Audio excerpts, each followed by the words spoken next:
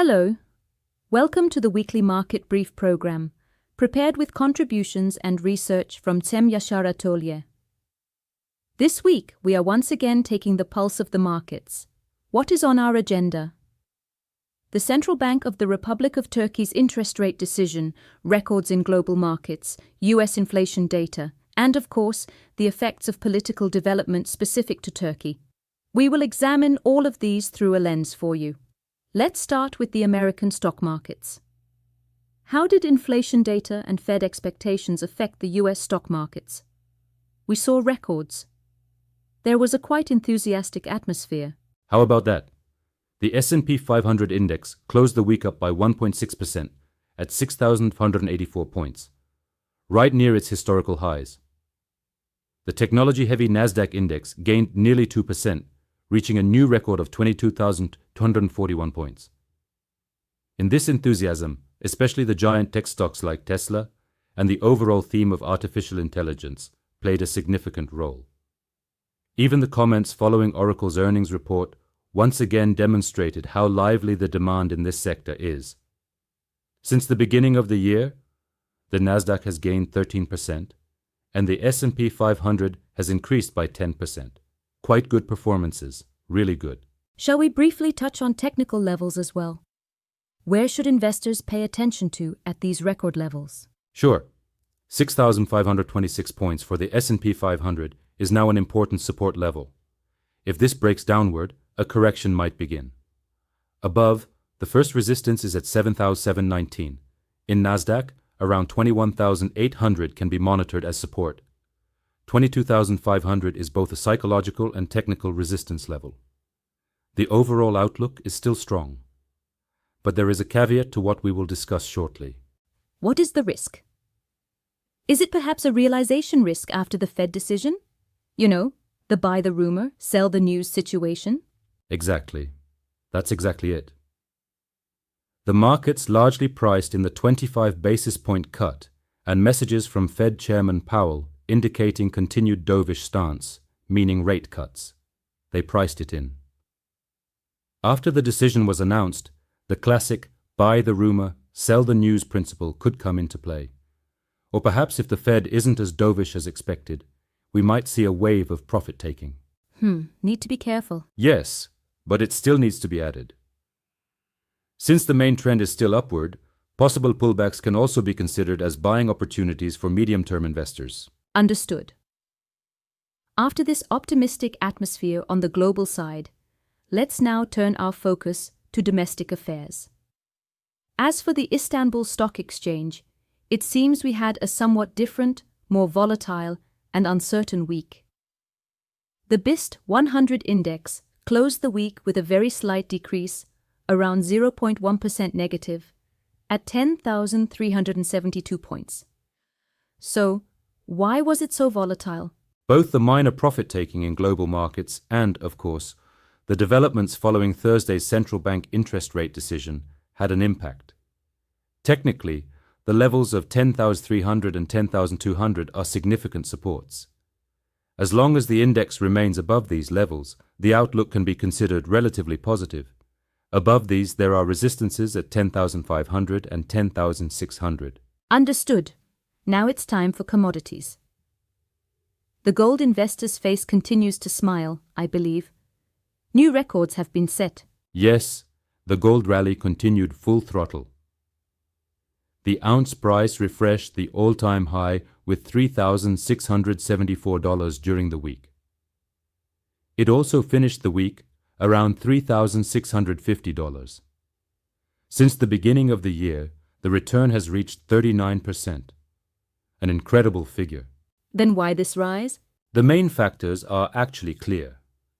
The expectation that the Fed will cut interest rates is growing stronger. There are some weak signals coming from the US economy. Inflation also appears to be relatively under control. All of these continue to shine a positive light. Technically, which levels should we pay attention to below 1 ounce now? Where are the supports and resistances? The $3,600 level has now become a strong support. As long as it doesn't fall below this level, the direction looks upward. The first resistance above is at $3,700, and some analyses suggest that around $3,900 could be a more significant technical resistance. If the Fed remains dovish as expected, it wouldn't be surprising to see new highs below that. So silver?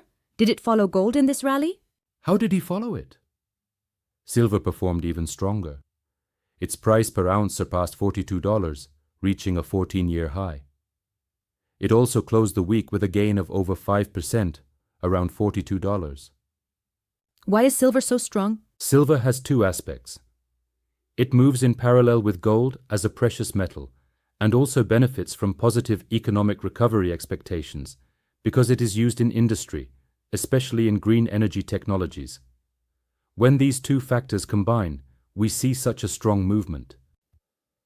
What is the technical outlook for silver? Where could the target be? Now, the $40 and $41 range can be considered a support zone. The nearest support is at $41, $28. Above that, there are resistance levels at $43, $40, and $45.06. Technical indicators are signaling a slight overbought condition. So, there might be a correction potential. However, the overall target is discussed as $45 in the market. Of course, just like gold, silver's fate will largely depend on the Fed's decision and the dollar's trend in the upcoming week. I understand. Lastly, let's look at cryptocurrencies. How was the overall mood there this week?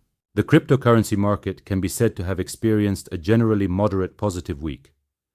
The increase in global risk appetite, continued inflows into Bitcoin ETFs, i.e., exchange-traded funds, and of course, Fed expectations supported this. However, there is an interesting detail.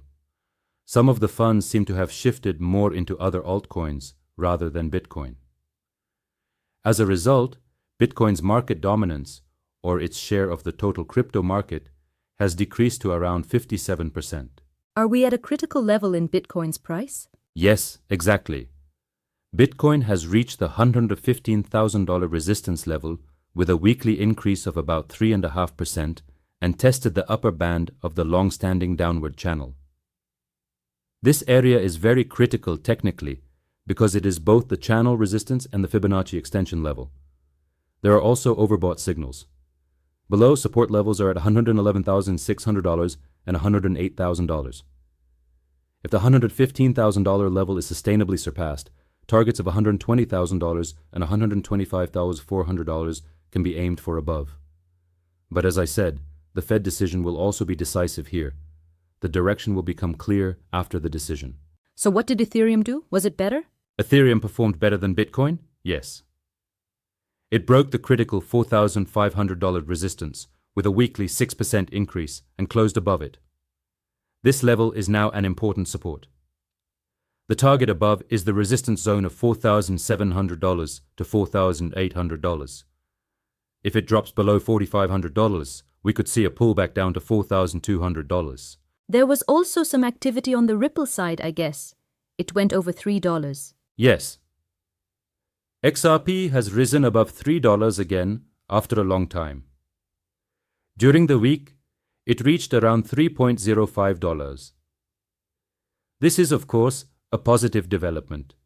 However, when we look at on-chain data, that is, the network's internal dynamics, the slowdown in the number of new addresses on the network, and the fact that the vast majority of the circulating supply, 95%, is already in profit, frankly raise some questions about the sustainability of this upward movement. So do I need to be careful? A little, yes. Technically, support is at $2.94, and resistance levels are at $3.07 and $3.12. If these resistances are broken, $3.27 could be seen. However, staying above $3 might be a bit difficult. The overall market sentiment and ongoing lawsuit will continue to be important for XRP. Yes, this week we delved into the depths of the markets and tried to outline the roadmap for the upcoming week for you. It seems that while interest rate cut winds are blowing on the global front, domestic political agenda and the steps of CBRT will be at the forefront. Let's see where these two different dynamics will take the markets next week. Thank you for watching. See you next week. I wish you a profitable week.